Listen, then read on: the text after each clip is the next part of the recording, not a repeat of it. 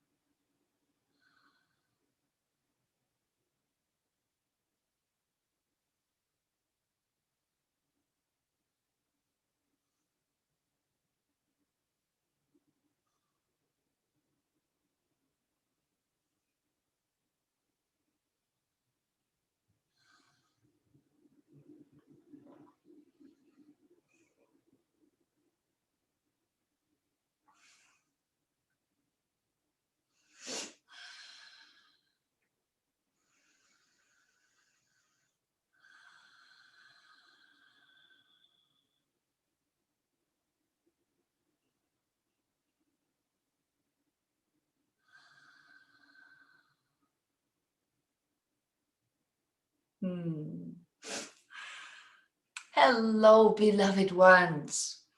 It is wonderful to be with you today. And it is especially wonderful to be with you today because I want to let you know that due to many of you, your efforts on the autumn equinox just last week,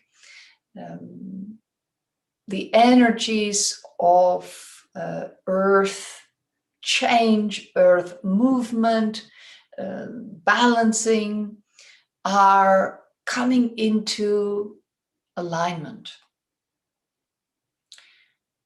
And so I thank you again, but I want to give you a little update that your efforts were received and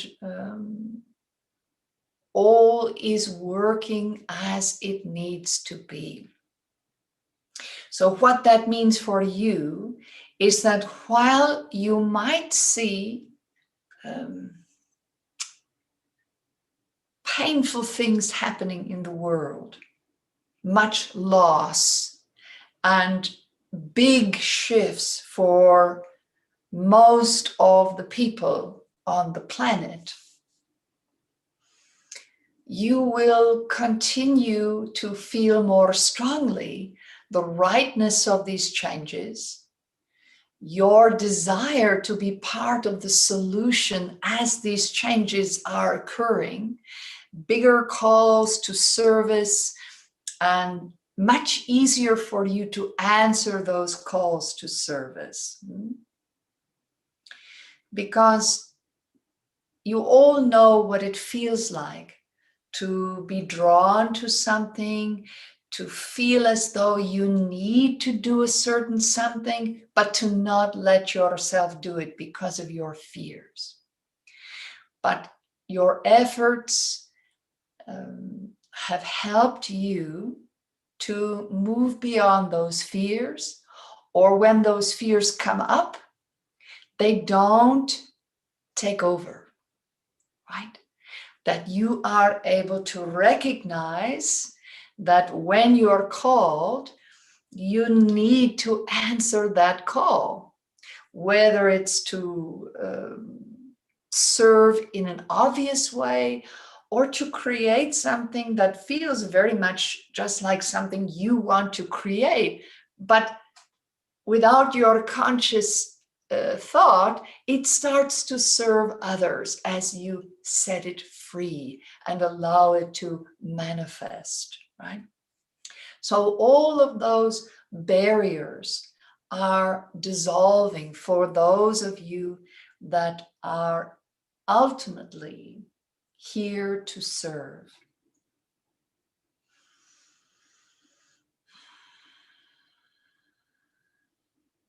So it will become harder for you to make up excuses to not do what you are called to do. It will be harder for you to push back from that, because you are building momentum with these energetic changes, right? And that momentum will be moving you into your calling. Now, don't mistake calling for purpose, right? Your purpose is to live your life. That's all. To love and be loved. A little more each day. That is your great and wonderful purpose. You don't need a higher purpose than just living your life. But a calling, that's something different. That comes from within. That's your soul saying, "Ooh, we really need to do this. We really need to be a part of this. We really need to create this. We really need to set this free from this trapped place within." That's a calling. And more, these energies that I and others like me are working to balance, to bring forward, to amplify. These are the energies that will help you to just have more simplicity in moving into your calling, to answer the call. It will become easier and easier. The resources you need to answer the call will show up. Your willingness will increase. There will be an ease and a flow that might not have been there before. Even if you felt this calling for your whole life and you have quashed it, repressed it, held it tight, kept it in bondage, even if it will start to move, it will start to shift, and there will be ease in answering that call, whatever it is. Because make no mistake, beloved ones, this is a larger call to service. And your idea of service may not be serving you. Right? How often have you been in a situation where you didn't plan what you were going to say, you didn't plan what you were going to do, you just showed up, you were yourself, maybe you had just something funny to say or a funny story to tell, and all of a sudden everyone starts laughing, and when it's over and everyone has caught their breath, everyone feels lighter and says, "Thank you so much for telling us that story. That was so funny. Oh, that felt great to laugh like that." That is service. When you uplift those around you, that is service.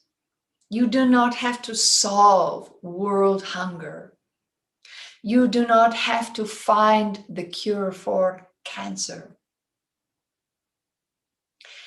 But your willingness just to serve, you don't know how, you don't know when, but you just stay willing. These energies that are really ramping up on the planet right now, they're going to direct you. They're going to bring you where you need to be, when you need to be there, and with whom you need to be there. You don't have to work hard to create it, but you will have to work very, very hard to deny the call, to say, "No, I'm too frightened. I will not answer that call. It will take a lot more energy." So if you find yourself overly exhausted in certain periods, I want you to ask yourself, am I being called to serve? And I'm fighting tooth and nail to not answer that call? Because here's where your service might get confusing, because it doesn't feel like or look like service. What if there's a health issue in your life? What if you have back pain that is not crippling, but it's very debilitating? Maybe it's something you've had for years and years and years, and you just keep putting it off or trying this and that and a little bit here and there, but not really giving a well-rounded, consistent, long-term effort to alleviate, to shift your back pain, because it might involve an enormous amount of effort. It might be something you have to spend 30 minutes to an hour on every day for months and months and months. And it might be something, because of maybe the neglect that you've given to it, it might be something you may need to do for the rest of your life, every day. Certain stretches, certain exercises, you might have to take a particular kind of class. You might have to seek out a certain kind of practitioner to help you. But you, on your own, without anyone else, you may have to make a lot of effort. And that immature, frightened shadow part of you says, "Oh, I don't want to do that. I want it to be easy and joyful and wonderful in every moment, to be happy." But there can be extraordinary joy in these exercises, these stretches for your back that you do, because the feeling that you are gifting yourself with the alleviating of pain and suffering and limitation, right? So you're making this effort every day over months and months, and all of a sudden your back pain is gone. You are feeling wonderful, but it's not a cure, right? You know that if you stop doing what you're doing, the back pain's going to come back. So you keep doing and keep doing and keep doing, and your back's feeling better and better. And all of a sudden, you find yourself in a situation with people and events and materials and everything you need to do a service that answers a deeper call within that you may not even have known was there, because first you had to take care of the back pain, right? And then you could answer that deeper call to serve. And you could not have answered that call because your back was in too much pain. And this particular deeper call to service might require a physical strength that you lacked previously. So when you open yourself to serve, when you are willing to serve, the mind, your thoughts, your human brain doesn't get to decide what that service is. It doesn't get to assume what that service is. It doesn't get to have expectations about what that service is going to bring to you, or how you're going to feel when you do that service, or what that service is going to end up meaning to the people you're serving, or the creatures that you're serving, or the environment that you're serving.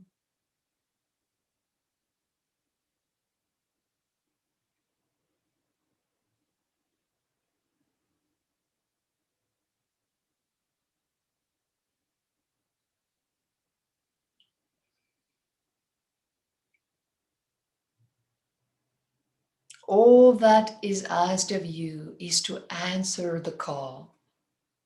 When your back is in pain, that is a call to service. You are being called to serve the muscles, the vertebrae, the bones, the ribs, the ligaments of your back, the fascia of your back. The flow of cerebral spinal fluid in your back. If your digestion is problematic,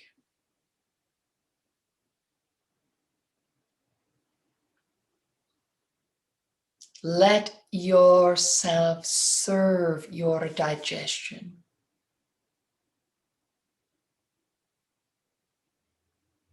And a big part of how you serve your body is by being willing to do whatever it takes to alleviate the pain, the suffering, the problem. To go to any lengths.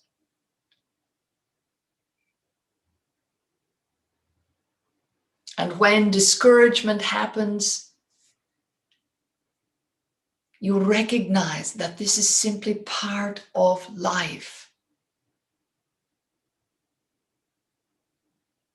But I promise you this, beloved ones, if you are willing to go to any lengths to serve your body, your physical body, your emotional body, your mental body, your spiritual body, so that you can answer the deeper calling of service to others, to the world.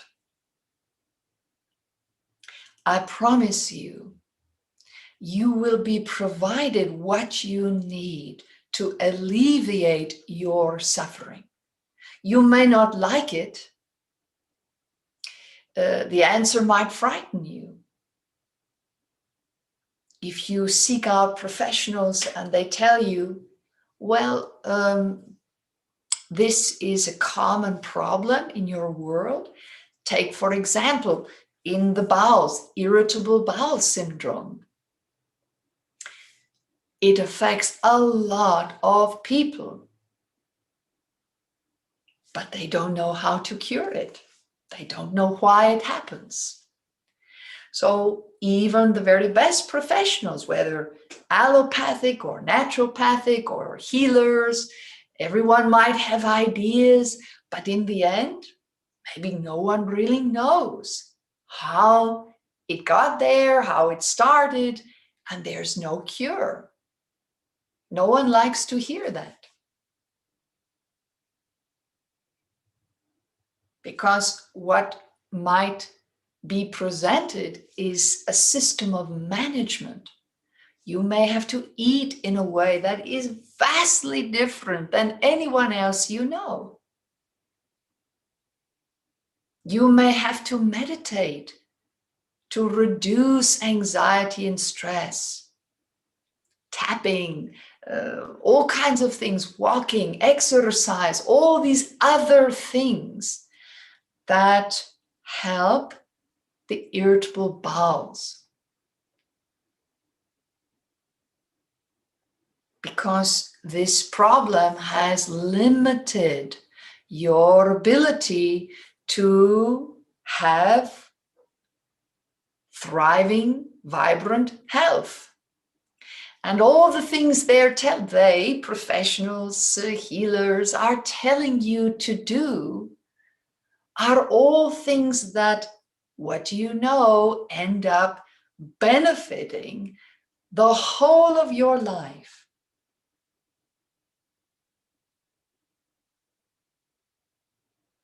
And because there's no cure, you're told, I'm so sorry, but you're going to have to do all these things every day, or most every day, for the rest of your life. And what do you know? These things that you have to do to help your irritable bowels are the very tools, techniques, practices, actions you need for a thriving, vibrant life. You see how that works? Your soul knows what it's doing, beloved ones. You just have to be willing to answer the call to serve. Whether you are serving your irritable bowels, your back pain, or any other illness that is chronic. I'm not talking about acute illnesses or short-term illnesses. I'm talking about chronic problems. If you are willing to serve,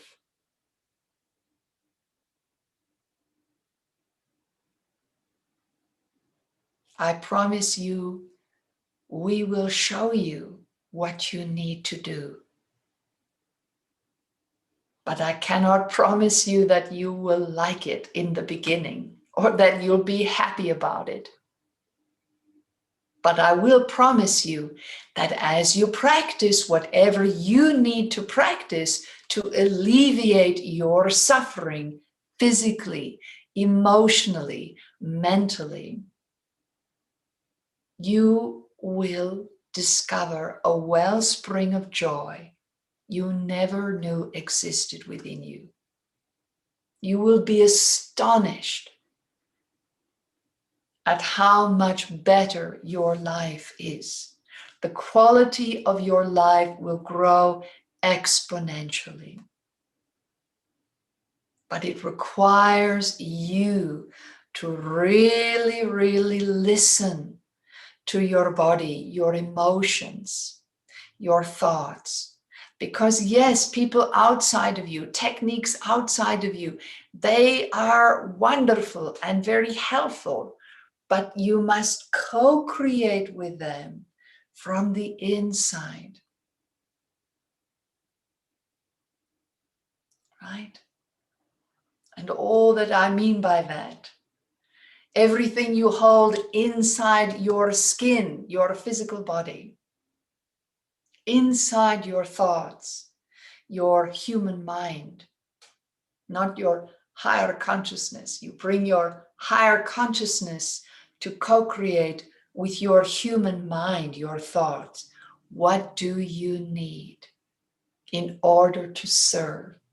If you circumvent serving yourself, taking care of your body inside and out, your emotions inside and out, your thoughts inside and out, if you try to circumvent that and just try to find that outward, that deeper call to service, I want that, because then people will love me and I will look wonderful and people will accept me and want to be with me. I will earn my place.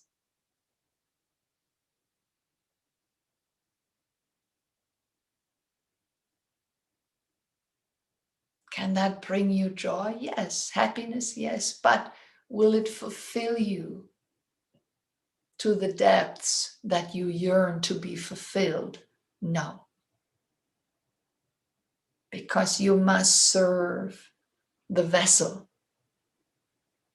All this service that you do to others is moving through the vessel, you. So you are the keeper of your vessel. You must care for your vessel. You must keep it in tip-top working order. You must provide your vessel with everything it needs to alleviate your suffering.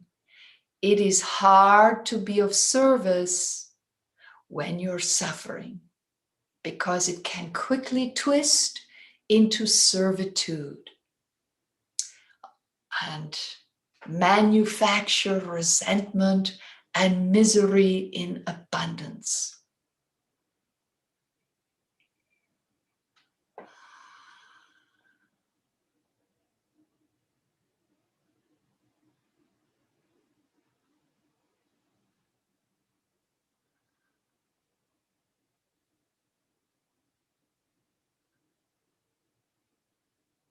Listen to your body,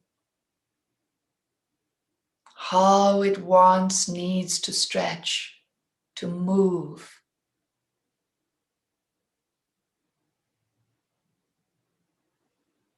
None of this is to add to your misery, but to alleviate it. So don't feel you have to get up off your chair and go out and join a triathlon, right? Or because you are a spiritual seeker, it must be yoga. No. No. It can be those things or none of those things.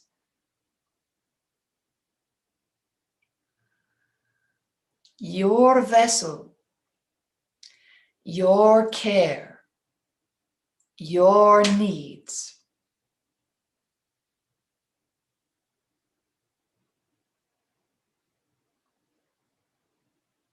And all the energy that is being given now is so that it makes it easier to take care of your vessel. Less resistance, less shadow resistance, less excuses, less fears. Because when your vessels are vibrant, the call to service is easily answered. And then, beloved ones, you are changing your world for the better. More love, more equality.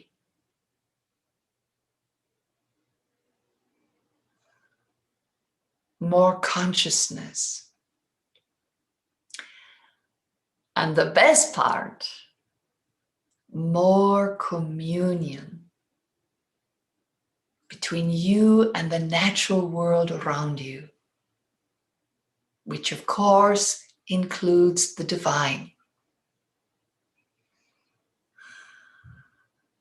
So please, please take care of yourselves. It is the greatest service you can do. It is not selfish. It is vital.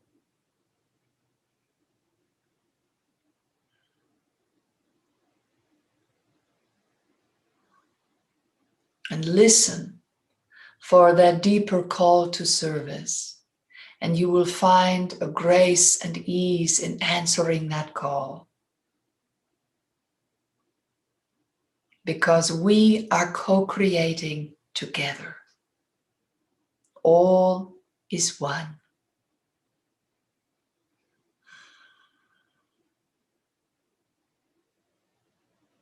I love you, beloved ones.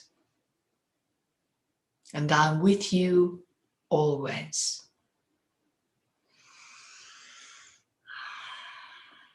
Namaste.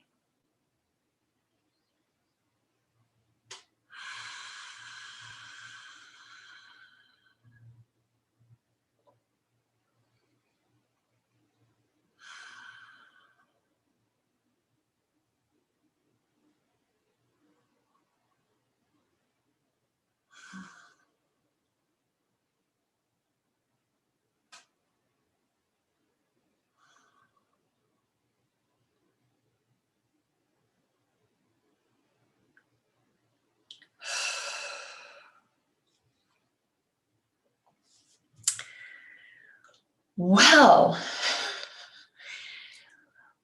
that was a powerful message, and I could already feel my little girl inside, kind of like, I want it to all be easy and like playtime, and yeah. So I could already feel my the part of me that lacks maturity, like having a little bit of a little mini temper tantrum. So it'll be interesting. Is this called trance channeling? Well, Green Bean, I am not sure. My understanding of trance channeling, and I could be wrong because I'm not really an aficionado about different ways of channeling. I call it a full body channel because I embody Mother and I step back and she moves forward, but I am present. And I think trance channeling is when the channel goes unconscious, like they don't remember anything about the channeling, or maybe they're witnessing it outside the body, but they're, I don't know. So it's a good question, but I'm sorry, I don't really have the definitive answer for you. Yes, it was a good reminder. And I just wanted to say, if you enjoyed it, then please do the routine, like the video and leave comments and subscribe to our channel if you're not already subscribed, because I'm finding that when you all do these things, then people who don't know Mother through me, when they literally just stumble across my videos, you know, for you all to share your experience um, with Mother, like in the comments or that you like the video, it really gives people that permission to start watching the video, even if they had a hard time giving themselves permission. Sometimes it helps when other people give permission, like, yeah, you might like it. It's pretty awesome. So I always appreciate your willingness to participate and do these kinds of things. You are so welcome, Ricardo. You're welcome, Leah. Bonker. That's such a funny name. I love it. Thank you for bringing that smile to my face.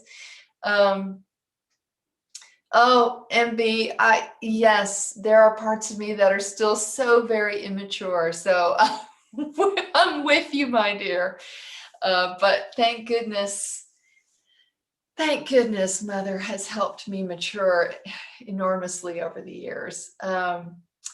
Got to rewind, missed it live. Yes, Amy, well, it's here for sure.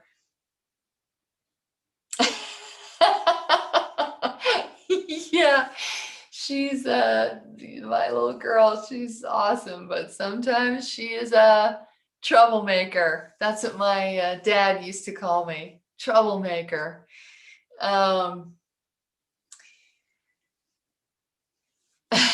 Yeah, hey Barbara, it is good to know. Yes, taking care of myself. Boy, that is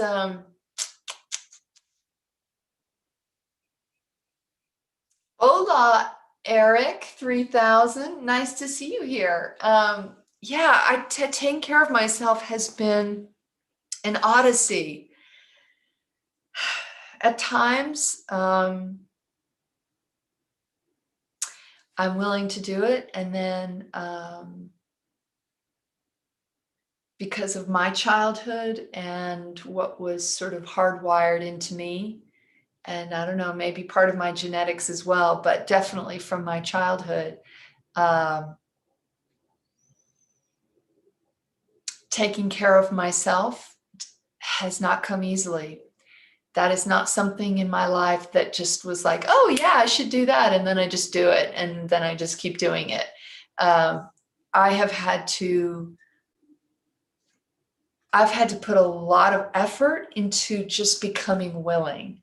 So I pray a lot to Mother to be willing to become willing to do whatever it is that I need to do to alleviate my suffering. Because I agree with her.